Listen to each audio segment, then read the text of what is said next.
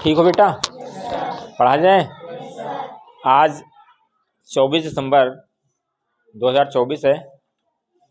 कौन बात कर रहा है? अभी तक आप लोगों ने खूब बढ़िया से गर्मी का आनंद लिया है ना। आज ठंडी का पहला दिन है। तो ठंडी का पहला दिन क्या, ठंडी तो रोज होती थी, धूप निकलता था, आज धूप नहीं निकला सुबह से। सब लोग कपड़े बढ़िया से पहन के आइए, ठीक है।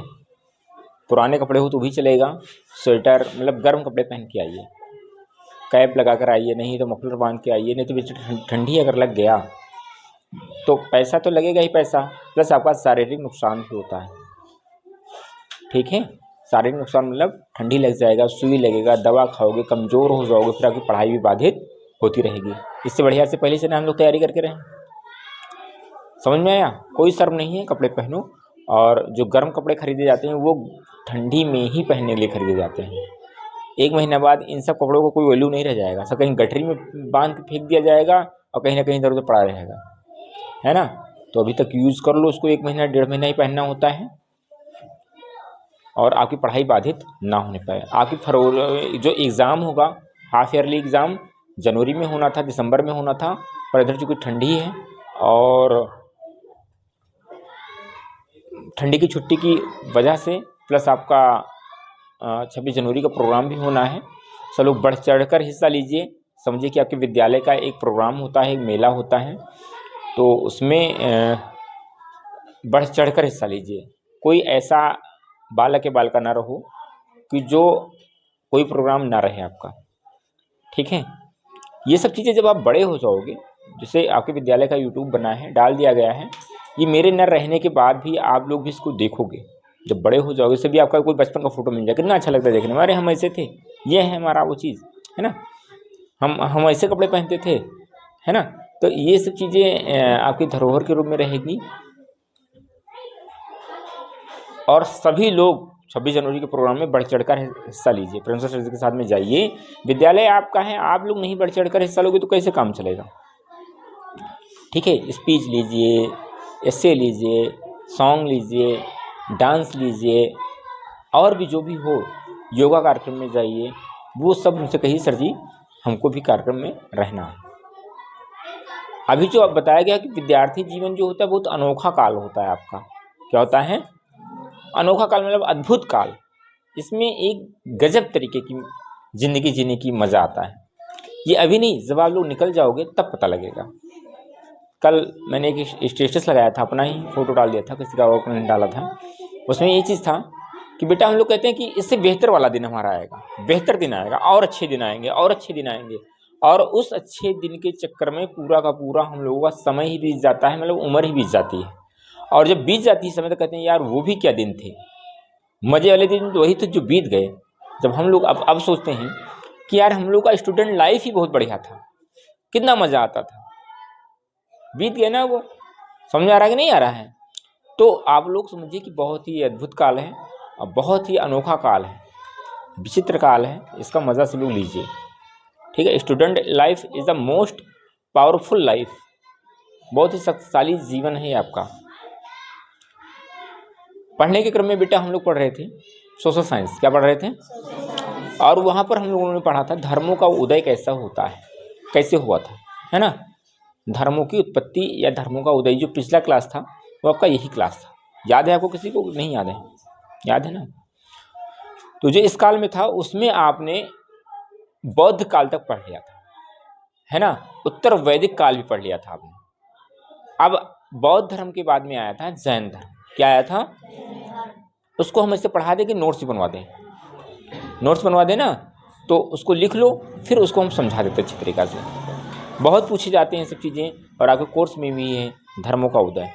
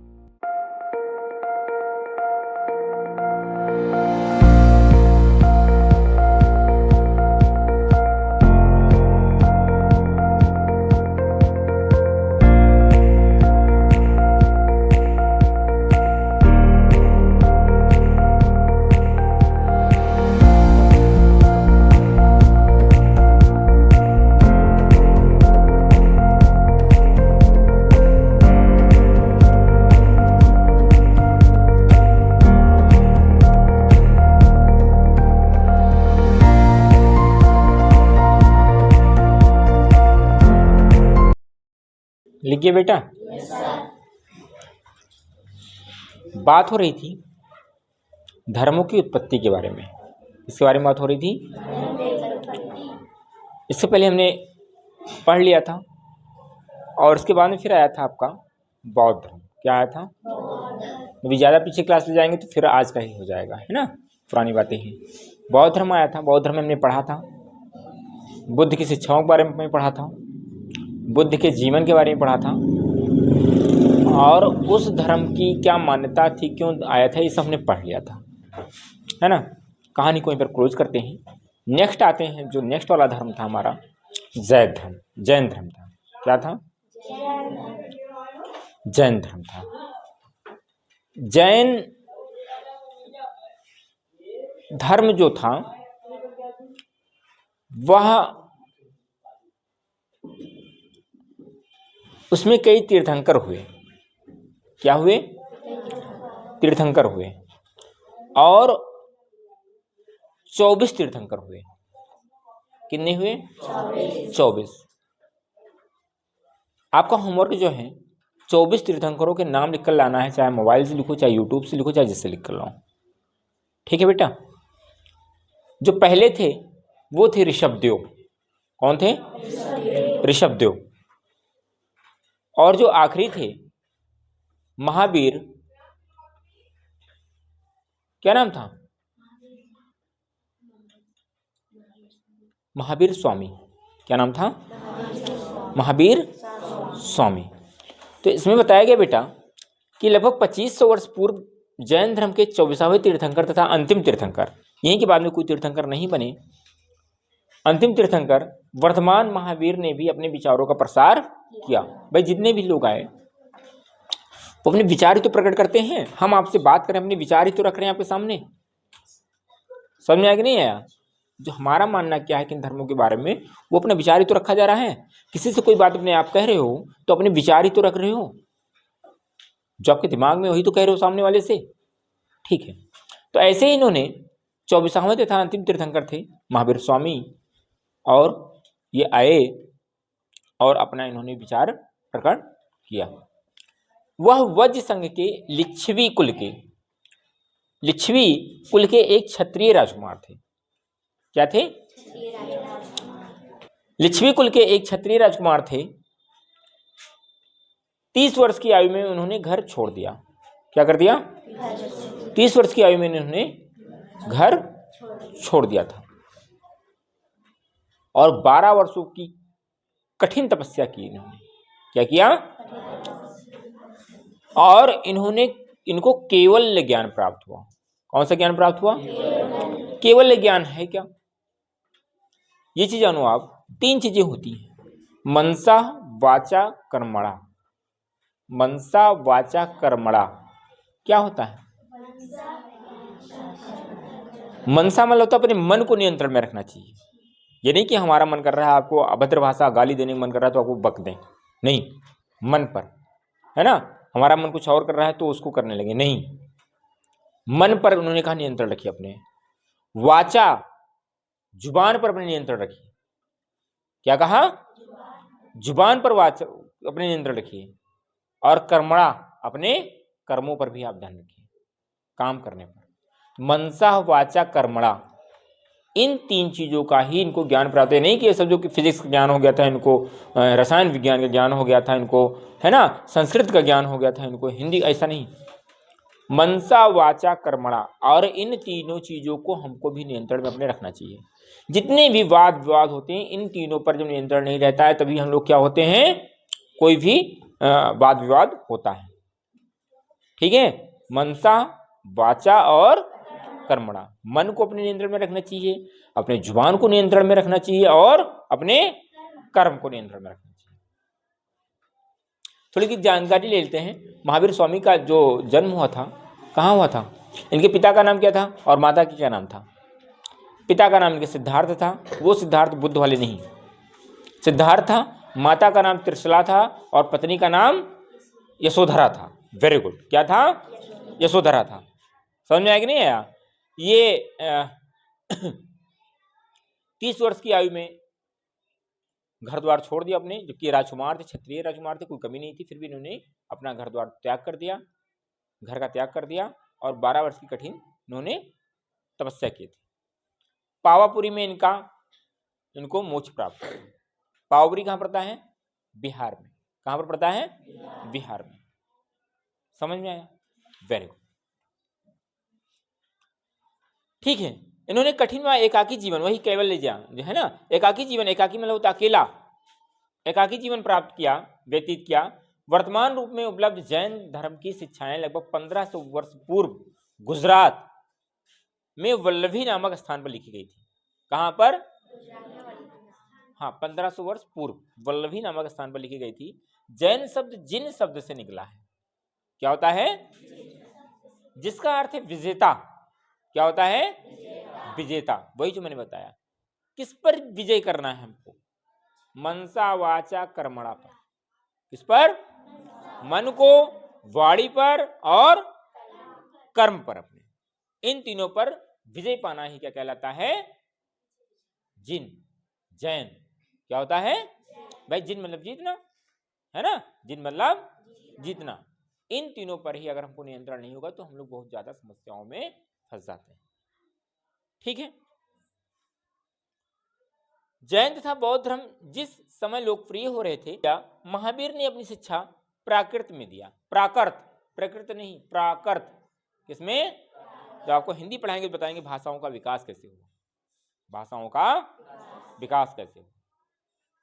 पहले हिंदी नहीं आ गया था हमारा, है ना? पहले हिंदी ही नहीं आ गया था। भाषाओं का विकास जब पढ़ाएंगे तब बताएंगे। अभी हम लोग धर्मों का विकास पढ़ रहे हैं। तो इन्होंने अपनी शिक्षा किसमें दिया? प्राकृत में दिया। ठीक है बेटा। फिर आता है संघ। क्या आता है? संघ। महावीर तथा बुद्ध दोनों का ही मानना था कि घर का त्याग करने पर ही सच्चे ज्ञान की प्राप्ति हो सकती है। गौतम बुद्ध हो, चाहे जैन, चाहे महावीर स्वामी हो, सबने अपना अपना घर त्याग दिया था, है ना? और इन दोनों का ही मानना था कि बेटा अगर हमको ज्ञान प्राप्त करना है तो घर का त्याग करना होगा। भाई ज्ञान प्राप्त, चलो ठीक है, छोटा मोटा ज्ञान ले रहे हो आप, घर त्याग करके आओगे नहीं, अपना छोड़ करके, है ना? तो अगर ज्ञान प्राप्त करना थोड़ा हमको कष्ट उठाना पड़ेगा। सुबह सुबह उठना पड़ेगा। हम अपनी बात कर रहे हैं, आपकी बात कर रहे हैं। सुबह सुबह उठना पड़ेगा, नित्य क्रियाओं कलापों से अपने खत्म करने के बाद में स्नान करना होगा। कुछ खाना पानी खाए ना खाएं, पर हमको प्रातः विद्यालय का जितना समय आपका विद्यालय पहुंचना होगा। समझ में आएगा नहीं आया? हम लोग रजाई में घुसे रहे हैं, ज्ञान हमको भी मिल जाएगा, यूट्यूब लगा देंगे, वीडियो देखेंगे, नहीं, वो ज्ञान उससे नहीं मिल पाता है। ऐसा ना होता तो कोई विद्यालय और कोई कहीं पर कोई आश्रम व्यवस्था ना होता। ठीक है। ऐसे लोगों के लिए उन्होंने संघ नामक संगठन बनाया। क्या बनाया? संगठन बनाया, जहां घर का त्याग करने वाले लोग एक स्थान पर रह सके। संघ में रहने वाले बौद्ध भिक्षुओं के लिए बनाए गए नियम विनय पिटक नामक ग्रंथ में मिलते हैं। ठीक है, किसे मिलते हैं? विनय पिटक नामक ग्रंथ में मिलते हैं। एक साम्राज्य आता है, एन एम्पायर। हम जिन शेरों के चित्र रुपयों पैसों पर देखते हैं, पैसा है, देखा है आपने? उस पर जो शेर बने होते हैं, शेरों के चित्र रुपये पैसों पर देखते हैं, उनका एक लंबा इतिहास है।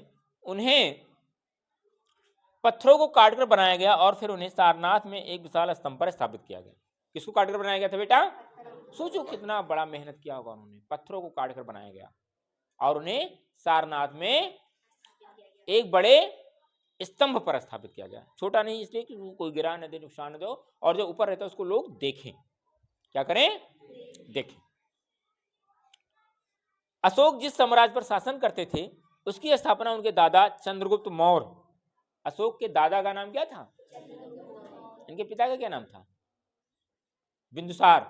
वेरी गुड, अंजलि ने बताया। क्या था? बिंदुसार। तो जो भी ये राज किया, किसने? अशोक ने। उनके दादा चंद्रगुप्त मौर्य ने 2300 साल पहले की थी। चाणक्य या कौटिल्य नाम के एक बुद्धिमान व्यक्ति ने चंद्रगुप्त की सहायता की थी। चाणक्य या कौटिल्य ने बड़े चाणक्य बना था, है नहीं। चाणक्य बहुत ही बुद्धिजीवी व्यक्ति था। समझे कि नहीं समझे?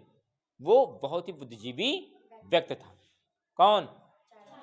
या कौटिल्य उसका नाम था। क्या नाम था? वंश। अब आता वंश क्या होता है, आपने पढ़ा होगा मौर्य वंश, शाक वंश और भी दुनिया के वंश पढ़ा था। वंश होता क्या है? तो वंश में तो बताया गया है कि जब एक ही परिवार के कई सदस्य एक के बाद एक राजा बनते थे तो उन्हें एक ही राजा, ठीक है, कहा जाता था, या फिर एक ही राजाओं का वंश कहा जाता था। समझे कि नहीं समझे? मौर्य वंश कितने साल तक शासन किया था भारत में? 30 साल तक। कहाँ लिखा था? अभी उस दिन पढ़ा रहे थे हम। किसको पढ़ा रहे थे? कितना साल था शासन?